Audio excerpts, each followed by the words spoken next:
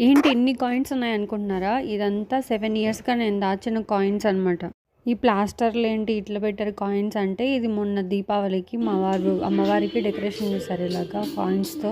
Coins అన్నీ ప్లాస్టర్‌కి పెట్టి ఇట్లా 4 దిక్కులకి ఇట్లా పెట్టారనమాట. ఈ కాయిన్స్ అన్నీ ఎంత అమౌంట్ ఉంటాయో గెస్ చేస్తారా? ఇది లెక్క పెట్టడానికి నాకు ఆల్మోస్ట్ హాఫ్ అన్ అవర్ పట్టింది. కాయిన్స్ అన్నీ లెక్క పెట్టడం చాలా కష్టం. కన్‌ఫ్యూజ్ అయిపోతాం. 10 రూపీస్, 1 రూపీ, 2 రూపీస్ అని చెప్పి. వెయిట్ మాత్రం చాలా ఎక్కువ ఉన్నాయి. వెయిట్ అంత అమౌంట్ ఉంటే కూడా బాగుండు. లెక్క పెట్టడం స్టార్ట్ చేశాను ఇంకా. ఫస్ట్ 5 రూపీస్ కాయిన్స్ అన్నీ పక్కకు తీసేసాను. కొంచెం లెక్క పెట్టడం ఈజీగా ఉంటుంది కదా అని చెప్పి. 10 రూపీస్ ఒక సైడ్, 5 రూపీస్ ఒక సైడ్, 2 రూపీస్ అండ్ 1 రూపీ అన్నీ సపరేట్ చేసుకున్నాను.